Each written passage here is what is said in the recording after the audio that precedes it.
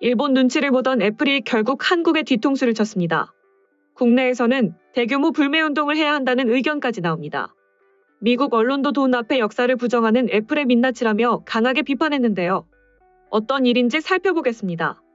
일제강점기 조선인의 삶을 사실적으로 그린 애플 TV 플러스의 한국 콘텐츠 야심작 파친코가 유독 일본에서만 소외되고 있습니다.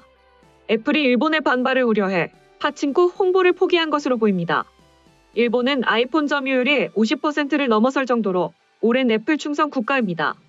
이를 인식한 것처럼 현지 애플 공식 유튜브 채널 등에서는 일본의 반발을 우려해 파친코 노출을 최소화하고 있습니다. 일본은 애플의 캐시카우와 같은 시장입니다. 일본 시장조사업체 MM 종합연구소에 따르면 지난해 상반기 일본 스마트폰 시장 1위 업체는 애플이었습니다. 2위인 소니와의 격차가 35%포인트에 달할 정도로 일본인들의 사랑을 한몸에 받고 있습니다. 27일 업계에 따르면 애플의 일본 공식 유튜브 채널에서는 파친코 트레일러를 아예 찾아볼 수 없습니다. 애플 공식 채널 및 한국 채널을 비롯한 태국, 싱가포르, 호주 등 대부분의 국가 공식 채널에 게재된 것과는 대조적입니다. 파친코는 한국과 일본, 미국을 배경으로 제1동포의 삶을 4대에 걸쳐 다룬 소설을 영상으로 구현한 작품입니다. 한국이 일본의 식민 지배를 받던 과거 일제강점기를 현실적으로 다뤘다는 평가를 받습니다. 강제징용과 일본군 위안부, 관동대지진 조선인 학살 등 당시 조선인의 일상을 담았습니다. 이에 일본에서는 소셜 네트워크 서비스를 중심으로 완전 허구의 드라마, 사기라는 어이없는 주장이 나오고 있습니다. 일본 네티즌들은 한국경제사학 교수는 한일 합병에 경제적 이익을 줬다고 했다. 한일 합병은 한국 경제 성장에 큰 도움을 줬다. 한국은 비싼 값을 받고 일본의 쌀을 팔았다 등의 황당한 주장을 펼치고 있습니다. 한편 파친코는 제작비만 무려 1,000억 원에 달하는 애플의 야심작입니다. 지난 25일 1편부터 3편까지 공개 이후 세계 각국의 호평이 잇따르고 있습니다. 그럼에도 과감히 포기했다고 보일 정도로 애플이 일본 내 파친코 홍보를 최소화하는 형국을 보이고 있습니다.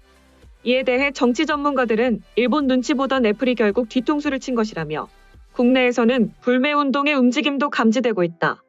미국 언론도 역사와 돈을 맞바꾼 행위라고 비판하고 있는데 일본은 그렇게 해서라도 역사를 부정하고 싶을 것이라고 분석했습니다. 다음은 해당 소식을 접한 국내 네티즌들의 반응입니다. 일본에서 한국 사람들의 한일 합방이 한국의 경제 발전에 이바지했다고 거리낌 없이 나오는데 토착 외구 장치인 언론, 만국의 개돼지 유권자들의 공이 크다. 역사 공부를 하면 할수록 일본은 씨를 말려야 한다는 생각이 강하게 듭니다. 뭐 어차피 일본인들이 봐야 뭔 의미 있겠어. 전 세계인들이 보면 되는 거지. 오히려 이런 것을 만들어준 것에 감사해야지. 애플이 뭐 그렇지. 이런 주장을 펼친 한국놈을 그냥 놔둔 결과 강제징용은 입증된 진실이다. 피해 당사국인 한국 외교부는 가해 당사국인 일본 외무성과 결코 같은 입장일 수 없음을 잊지 말고 보편적 인권 문제로서의 강제징용의 특수성을 상기시켜야 한다. 청구권 문제가 피해 당사자 본인들과는 어떤 협의도 없이 완전히 그리고 최종적으로 해결되었다는 1965년 한일 청구권 협정문 자체의 반인권성과 협정문에 대한 일본 법원의 불성실한 해석을 지적하고 북일 수교시 전례로 악용될 수 있음을 알렸다. 2007년 일본 최고재판소도 강제징용 피해자의 개인 청구권은 소멸되지 않았다며 책임 기업들의 자발적 배상을 권고했으나 일본 정부는 이를 무시하며 강제징용을 사실상 부정하고 있다. 한국 법원과 헌재는 1965년 한일협정을 독자적으로 판정했다. 양국 행정부의 협정의 수정 혹은 효력 정지까지 권고하면서 일본 전범 기업의 배상 의무뿐만 아니라 일본 정부의 배상 의무까지 명백히 함으로써 보편적 인권 문제로서의 강제징용을 그 엄중함에 맞게 확고한 사실로 정립할 수 있고 그렇게 해야 한다. 일본 놈들아 더 큰 지진이 곧 간다. 너희의 구구는 끝났다. 진실은 변하거나 썩지 않는다. 사과 모양이 이상하다 했더니 썩어 빠진 사과였구먼. 썩은 사과는 버려야지요. 피해자에겐 가해자가 누구인지, 어떤 목적, 이유, 방식, 경로, 규모 등의 위해였는지 등 위해의 전면적 진상을 낱낱이 알 권리가 있습니다. 일본 국민들아. 누구에게는 배상을 받고 다른 누구에게는 책임을 묻지 않을지 제3자가 가해자를 대신하는 보상은 진실을 호도하며 기만적이기에 거부할지 등을 선택할 권리도 있어야 한다. 일본 정부와 일본 기업 등 가해자 모두에게 배상을 받을지 아니면 어느 한쪽 혹은 몇몇에게만 배상을 받을지 등을 스스로 결정할 수 있어야 한다. 삼성이 세계 최강입니다. 애플은 일본을 믿지 마세요. 일본은 정말 거짓말쟁이랍니다. 애플은 삼성하고 친하게 지내세요. 어차피 일본은 유행이 늦어서 한국에서 흥행하면 결국엔 찾아봄. 그리고 뭔 내용인지 보다 출연 배우를 보고 판단함. 이걸 보고도 2030들은 친일 국임당을 찍었으니 참 슬프다. 역사를 잊은 민족에게는 미래란 없다. 일본은 제발 독일을 본받기를. 조상이 지은 죄를 그대에 갚지 않았으니 그 후손이 갚아야지. 일본은 아이폰 아니면 살 폰이 없는 나라야. 결국은 후진국이라는 소리지. 아이폰의 일본 시장 점유율이 어마어마하니까 눈치를 안 보려고 해도 안 볼 수 없었겠죠. 사람들이 공감하는 것은 그것이 진실이기 때문이다.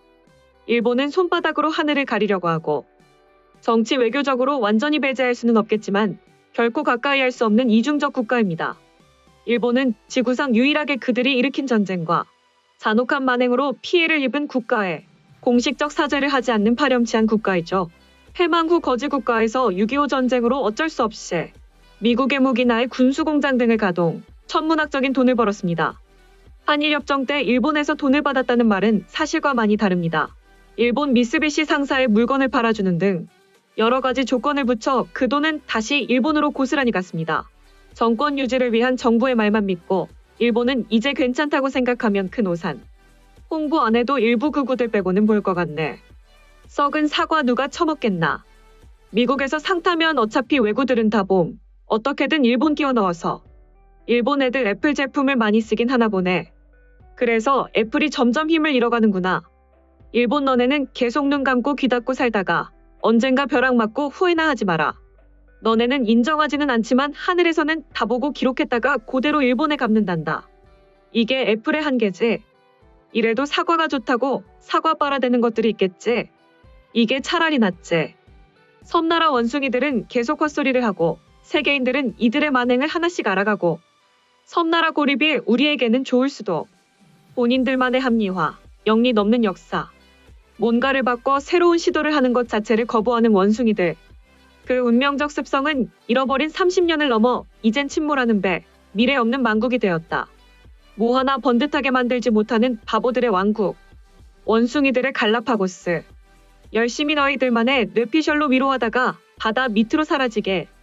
지금까지 일본 우익만 욕했었는데 그런 우익들을 추종하며 정치할 수 있는 여건 만들어준 일본 국민도 한통속이다.